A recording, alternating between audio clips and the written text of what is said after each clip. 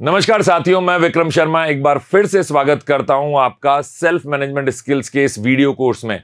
और भाग 12 में हम बात करने वाले हैं आप कैसे अपना पॉजिटिव एटीट्यूड बनाएंगे, मतलब सकारात्मक दृष्टिकोण को अपनाने के बारे में आपसे चर्चा करूंगा। साथ ही साथ आप अपने लक्ष्य कैसे निर्धारित करें और जो रिजल्ट, जो परिणाम आप पाना चाहते हैं उनको पाने के लिए आपको क्या करना चाहिए। और सबसे खास पहलू पर चर्चा करेंगे जो कि है समय का प्रबंधन। मैं हमेशा कहता हूं जिसे समय का प्रबंधन आ गया उसने जीवन का प्रबंधन करना सीख लिया। तो चलिए शुरुआत करते हैं सेल्फ मैनेजमेंट स्किल्स के पार्ट 12 की। और जैसा मैंने आपको बताया था हम बात करेंगे पॉजिटिव एटीट्यूड की, जिसको हम बोलते हैं सकारात्मक दृष्टिकोण। इसका सीधा सा मतलब है परिस्थिति कैसी भी हो आप हमेशा आशावादी रहते हैं, आप हमेशा इस विचार के साथ जीते हैं कि चीजें बेहतर होंगी ही होंगी, सब कुछ अच्छा ही होगा मेरे जीवन में, मैं जब प्रयास करूंगा तो परिणाम अच्छे ही आएंगे। इसी को कहते हैं पॉजिटिव एटीट्यूड। सकारात्मक दृष्टिकोण मतलब आशावादी दृष्टिकोण बनाए रखना, चुनौतीपूर्ण समय में भी स्थितियों के अच्छे पहलुओं पर ध्यान केंद्रित करना। अच्छा बुरा हमारे जीवन में चलता रहता है, आप जिस चीज पर ज्यादा फोकस करेंगे वही चीज आपके जीवन में ज्यादा आकर्षित होंगी। इसको अंग्रेजी में हम कहते हैं लॉ ऑफ अट्रैक्शन, मतलब आप उसी चीज को अपनी तरफ ज्यादा आकर्षित करते हैं जिस चीज पर आप ध्यान केंद्रित ज्यादा करते हैं। तो अगर अपने जिंदगी में, अपने जीवन में आप नकारात्मक पहलुओं पर, परेशानियों पर ज्यादा फोकस करेंगे, परेशान रहेंगे, परेशानी के बारे में ज्यादा सोचेंगे, तो आपको परेशानियां ही ज्यादा मिलेंगी, उन्हीं को आप अपने जीवन में ज्यादा आकर्षित करेंगे। वहीं अगर दूसरी ओर आप अपने जीवन में अच्छे पहलुओं पर, सकारात्मक पहलुओं पर, बेहतर चीजों पर ज्यादा ध्यान देंगे कि ठीक है ऐसा चल रहा है लेकिन ये चीज तो मेरे जीवन में बड़ी मजेदार है, तो जो चीजें बढ़िया हैं, मजेदार हैं, जबरदस्त हैं, उन पर फोकस करेंगे तो वो चीजें आपके जीवन में ज्यादा आकर्षित होंगी। और इसी को कहते हैं हम पॉजिटिव एटीट्यूड। जब बात चल रही है सकारात्मक तरीके से सोचने की, एक दृष्टिकोण की, तो इसमें सबसे खास बात है आप ग्रेटिट्यूड प्रैक्टिस करिए। ग्रेटिट्यूड प्रैक्टिस करने का मतलब है आभार प्रकट करना। इसके बारे में डिटेल में चर्चा करेंगे। नकारात्मक विचारों को पुनः ढालने से मतलब है, देखिए एक रिसर्च कहती है कि जब भी हमारे दिमाग में बहुत सारी बातें आती हैं उनमें से ज्यादातर बातें, मैक्सिमम बातें नकारात्मक होती हैं।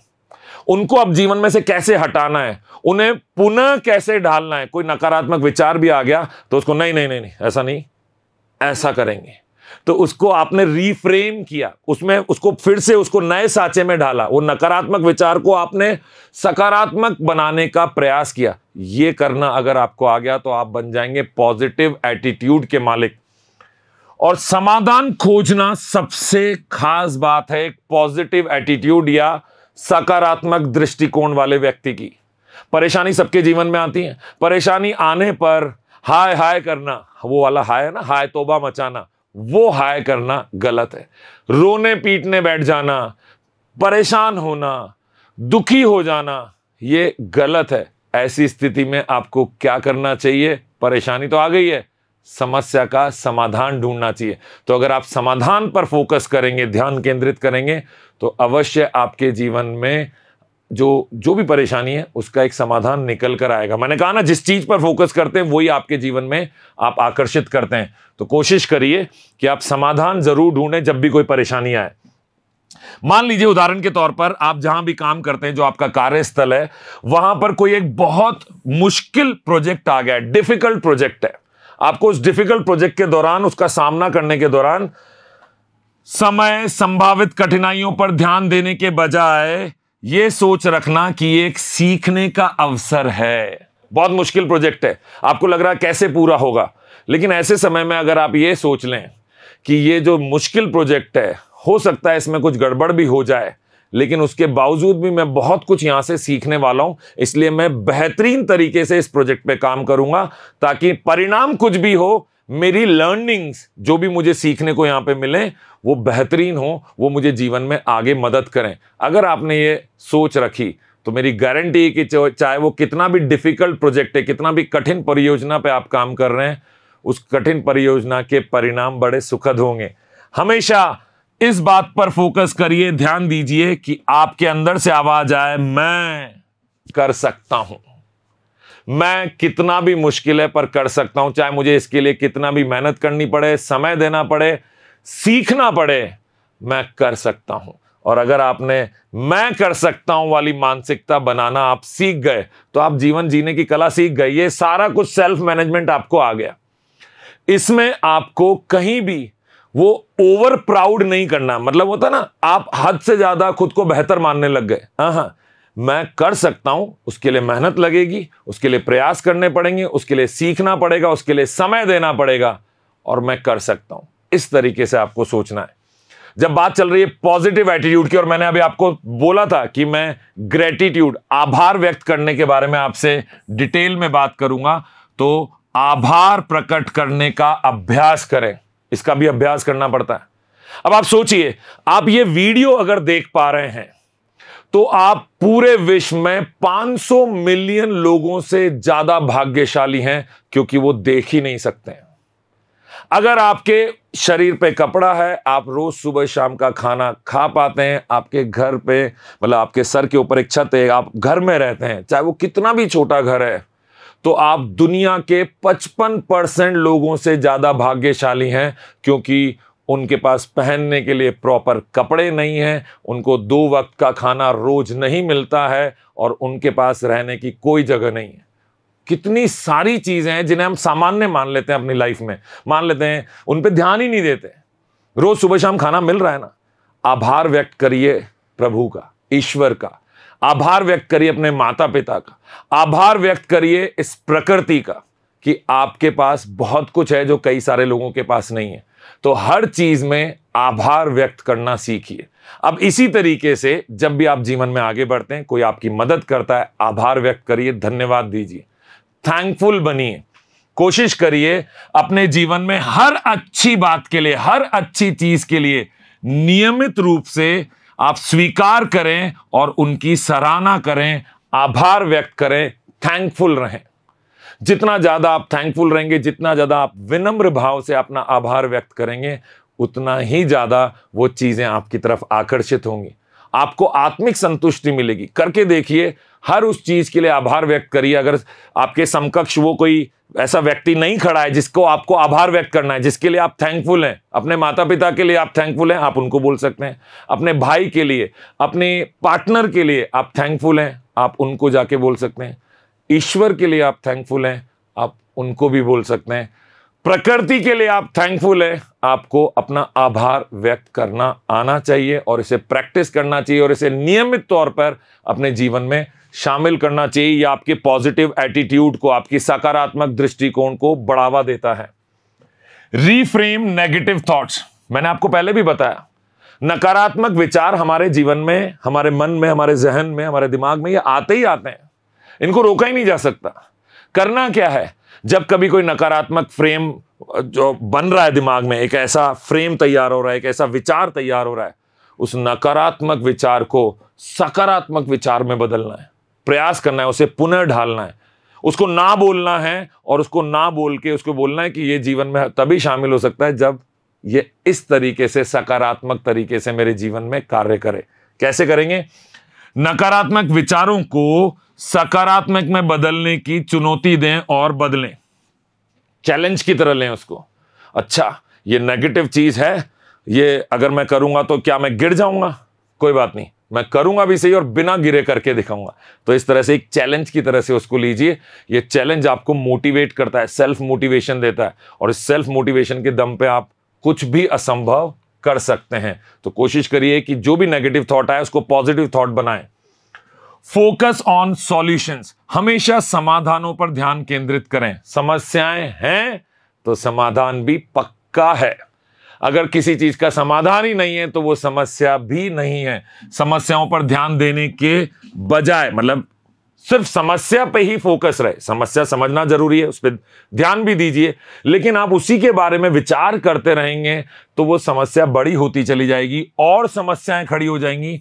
उसकी बजाय आपको समाधान खोजने पर ध्यान केंद्रित करना चाहिए। जब बात चल रही है पॉजिटिव एटीट्यूड की, तो सराउंड योरसेल्फ विद पॉजिटिविटी, सकारात्मकता से घिरे रहें। अच्छे लोगों के साथ रहें, सकारात्मक लोगों के साथ रहें। ऐसे लोगों से दूरी बनाइए जो हमेशा एक कुछ ना कुछ नेगेटिव बात करते हैं, ये बिगड़ जाएगा, ये खराब हो जाएगा, ये तो बेकार है, ये तो ऐसा ही है, ये तो समाज ऐसा है, देश ऐसा है, परिवार ऐसा है। वो जो नकारात्मक बात करने वाले लोगों के साथ जब आप रहते हैं तो धीरे धीरे वो नकारात्मकता आपके अंदर आने लगती है। तो कोशिश करिए, जब आप ऐसे लोगों से मिलते हैं, आपको पहचान हो गई है कि नकारात्मक बातें ज्यादा करता है, जब तक जरूरत न हो उससे दूर रहिए। बहुत ज्यादा जरूरी है तो थोड़ा सा समय अपने काम की बात करिए और आगे बढ़ जाइए।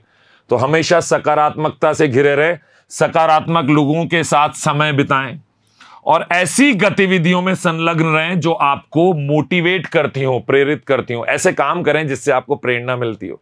ऐसा काम बिल्कुल मत करिए जिसके करने के बाद आपको पश्चाताप होता हो, गिल्टी होता हो, आपको लगता हो कि ये मैंने क्यों किया। मैं हर बार करता हूं, जैसे कि मोबाइल वाले लोगों के साथ ऐसा होता है।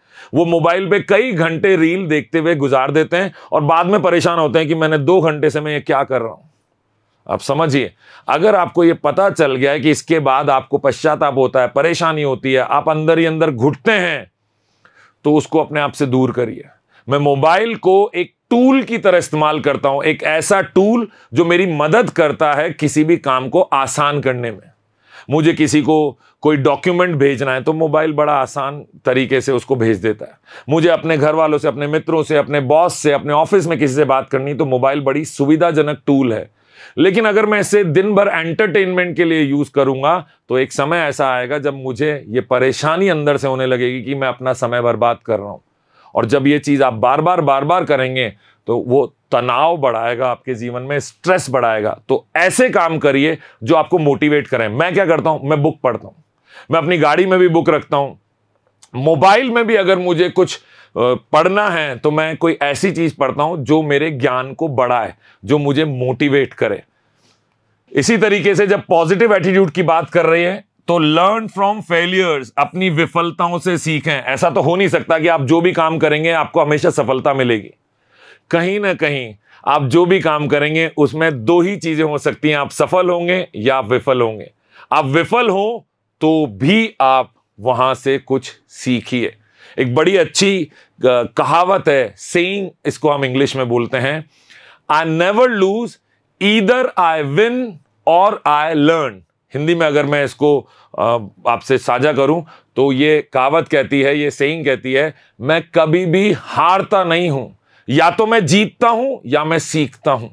तो जहां पे आप जीते नहीं हैं, आप मान के चलिए आप वहां पर बहुत कुछ सीख गए हैं। विफलताओं को असफलता के रूप में देखने की बजाय आगे बढ़ने के अवसर के रूप में देखें। आपको पता चल गया ना क्या क्या गलती हुई थी जिसकी वजह से वांछित परिणाम नहीं आए, जो आप चाहते थे, आपकी इच्छा के अनुसार उसके अनुरूप परिणाम नहीं मिले। अब आपको पता चल गया, अगली बार इस लर्निंग को अपने अगले प्रयास में ध्यान रखिए। तो आपकी पिछली विफलता ने आपको कुछ सिखाया। मुझे आज भी याद है, मैंने कहीं पढ़ा था, एडिसन ने जब बल्ब का निर्माण किया तो बहुत बार उन्होंने प्रयास किया और हर बार वो फेल होते चले गए। तो उन्होंने कहीं लिखा कि अब मुझे 10,000 तरीके पता हैं जिससे बल्ब का निर्माण नहीं हो सकता। अभी तक वो निर्माण नहीं कर पाए थे, लेकिन खुद को मोटिवेट करने के लिए उन्होंने क्या लिखा कि इतनी विफलताएं मिल गई हैं, इतने सारे तरीके मुझे पता चल गए जिनसे बल्ब का निर्माण नहीं हो सकता। इसका मतलब मैं ये सब वापस नहीं करूंगा जो मैं पिछली गलतियां कर चुका हूं, नई गलती भले ही करूं, लेकिन इन सब गलतियों से मैंने सीखा कि ये मुझे दोहरानी नहीं है और अब मैं आगे बढ़ूंगा, एक नए रास्ते पे बढ़ूंगा और वहां पे या तो विफलता मिलेगी या सफलता। अगर विफलता मिलेगी तो फिर से उस गलती को दोबारा नहीं करूंगा। लेकिन फिर ऐसा करते करते उन्होंने हम सबको प्रकाशमय कर दिया, हमारे जीवन में बल्ब दिया। स्टे ऑप्टिमिस्टिक, आशावादी रहिए। देखिए, चुनौतीपूर्ण समय में जाहिर सी बात है हमारे मन में कहीं ना कहीं शंकाएं आती हैं कि अब गड़बड़ न हो जाए, अगर ये काम खराब हो गया तो क्या होगा, अगर मैं फेल हो गया तो क्या होगा, अगर मैं नहीं कर पाया तो क्या होगा। लेकिन ऐसे समय में आपको आशावादी बने रहना है, क्योंकि ये नहीं कर पाया, नहीं होगा, गलत हो गया, ये तो स्वाभाविक है, हर किसी के मन में ये डर तो आता है। पर ऐसी स्थिति में अगर आप आशावादी बनना सीख जाएं, आप चुनौतीपूर्ण समय में भी एक आशावादी दृष्टिकोण बनाए रखें, तो आप देखिए आपके अंदर जो है वो जो ऊर्जा, जो एनर्जी का लेवल है वो मेंटेन रहेगा, वो बना रहेगा। अन्यथा आप डर की वजह से अपनी एनर्जी खोने लगेंगे, आपसे गलती होने के चांसेस बढ़ जाएंगे। तो कोशिश करिए विकट परिस्थितियों में, चैलेंजिंग सिचुएशन में, चुनौतीपूर्ण समय में भी आप आशावादी बने रहें। अच्छा ही होगा, बिल्कुल कोई परेशानी नहीं है, मैं करूंगा तो अच्छा ही होगा, कुछ गड़बड़ भी होगी तो देख लेंगे, आगे बढ़ेंगे। तो इस तरह का एटीट्यूड जिन लोगों के पास होता है वो जीवन में कभी हारते नहीं है। और हारते भी हैं तो मैंने आपको बताया ना, वो कहते हैं कि मैं हारा नहीं हूं, मैं सीखा हूं। अब मैं बात करने वाला हूं सेल्फ रेगुलेशन, आत्मनियमन की। यह वो क्षमता है जिसके द्वारा कोई व्यक्ति दीर्घकालिक, लंबे समय में अपने लक्ष्यों की प्राप्ति के लिए अपने व्यवहार, भावनाओं, विचारों को नियंत्रित और प्रबंधित करता है। इसको कहते हैं सेल्फ रेगुलेशन। क्या आपने एक लक्ष्य बनाया, अब उस लक्ष्य के लिए कुछ बदलाव की आवश्यकता है, आपके विचारों में, आपकी भावनाओं में, आपके रोजमर्रा के कार्य करने के तरीके में, ऐसी बहुत सारी चीजों में एक बदलाव की आवश्यकता है। तो आप अपने लक्ष्यों की प्राप्ति के लिए अपने व्यवहार में, अपनी भावनाओं में, अपनी विचारों में बदलाव लाते हैं, उनको नियंत्रित रखते हैं, उन्हें कंट्रोल करते हैं। कहते हैं ना, वो बहुत सारी चीजें आपको लुभाती हैं इधर उधर, पर आप अपने आप को फोकस रखते हैं, आप नियंत्रित रखते हैं अपने मन को और अपने लक्ष्य की प्राप्ति के लिए आगे बढ़ते हैं।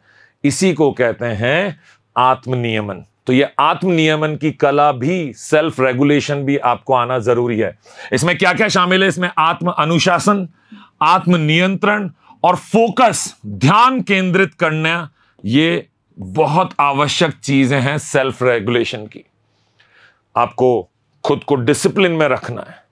हमेशा ऐसा कहा गया है, आपने कभी आर्मी में, अगर कभी आर्मी की लाइफ के बारे में आपने पढ़ा, देखा, सुना है, आप किसी आर्मी पर्सन से मिले या आपके परिवार में कोई आर्मी से, फौज से है, तो आपने देखा होगा वहां सबसे पहली चीज जिसे प्राथमिकता दी जाती है वो है डिसिप्लिन। जब डिसिप्लिन आपके जीवन में आ जाएगा तो बहुत सारी चीजें समय पे होने लगेंगी। जब चीजें समय पे होंगी तो आपको पॉजिटिव एटीट्यूड बिल्डअप करने में, उसको पॉजिटिव एटीट्यूड को, सकारात्मक दृष्टिकोण को बनाने में आपको मदद मिलेगी। क्योंकि आपको पता है कि आप जब सही तरीके से चलते हैं तो काम हो जाते हैं। तो ये आपका सकारात्मक दृष्टिकोण बनाने में मदद करता है। आत्मनियंत्रण, मैंने आपको बोला, जब आगे बढ़ते हैं तो कई सारे रास्ते दिखने लगते हैं, वो लुभाते हैं, आपको बुलाते हैं अपनी तरफ, लेकिन कोई बुलाए तो जाने का नहीं। इसी तरह से ध्यान रखिए, आपको अपने दोस्त, आपको बहुत सारी ऐसी एक्टिविटीज, एंटरटेनमेंट, इन चीजों की प्रति आपका ध्यान भटकेगा, वो आपको अपने लक्ष्य से आगे बढ़ने से रोकेगा। वो आपको कोई भी एंटरटेनमेंट करना है, अपने शौक भी पूरे करने, तो वो समय समय पे कभी कभी बहुत कम मात्रा में खुद को री एनर्जाइज करने के लिए, खुद की ऊर्जा को फिर से बनाने के लिए, एक वो कहते हैं ना पुनर्जन्म लेने के लिए आपको करना चाहिए, ना कि आप पूरी तरह से अपने लक्ष्य से भटक जाएं इसके लिए। तो कोशिश करिए, आपको आत्मनियंत्रण भी आपको आना चाहिए और अपने लक्ष्य पर ध्यान केंद्रित करने की कला भी आपको सेल्फ रेगुलेशन में सीखनी होगी। एक छोटा सा उदाहरण लेते हैं। वजन घटाने की कोशिश करते समय आत्मनियमन में क्या कुछ आएगा। अब आप देखिएगा, जो खाना आपको आपकी हेल्थ को खराब करता है, पर वो स्वाद बड़ा है, पर आपके स्वास्थ्य में, मतलब आपके वजन को बढ़ाने में उसका बहुत बड़ा हाथ है। अब ऐसा कई सारे खाने होते हैं, तला भुना खाना सबको पसंद है, और हम तो भारतवर्ष में रहते हैं जहां पे इतने त्योहार हैं, हर त्योहार के लिए अलग तरह का भोजन बनाया जाता है, इतनी वैरायटी हमारे यहाँ होती है। लेकिन अगर आपका वजन बहुत बढ़ गया है, आपको अपना बढ़ा हुआ पेट अच्छा नहीं लग रहा है, आप उसे कम करना चाहते हैं, आप फिट रहना चाहते हैं, तो इसके लिए आपको बड़ा ही सिंपल भोजन करना पड़ेगा, आपको बड़ा स्वस्थ भोजन करना पड़ेगा। ऐसी स्थिति में जो अस्वास्थ्यकर भोजन है उसकी लालसा जो है उसका विरोध करना, ये आपको आना चाहिए। नियमित व्यायाम करना, एक्सरसाइज करना, आपके डेली स्केड्यूल, दिनचर्या का पालन करना, ये सब कुछ शामिल है, तब जाके कहीं आप अपना वजन घटा पाएंगे। तो इसमें आत्मनियंत्रण भी आ गया। इस नियमन में आत्मनियंत्रण के साथ साथ आपको ध्यान भी केंद्रित करना पड़ेगा इस बात पे कि नहीं, मुझे ये नहीं खाना है, मुझे हमेशा अपने वजन के ऊपर ध्यान देना है। तो ये एक छोटा सा उदाहरण है जो ये बताता है कि अगर आप आत्मनियमन अपने जीवन में लाना चाहते हैं, सेल्फ रेगुलेशन लाना चाहते हैं, तो आपको सेल्फ कंट्रोल लाना ही पड़ेगा और फोकस रहना पड़ेगा।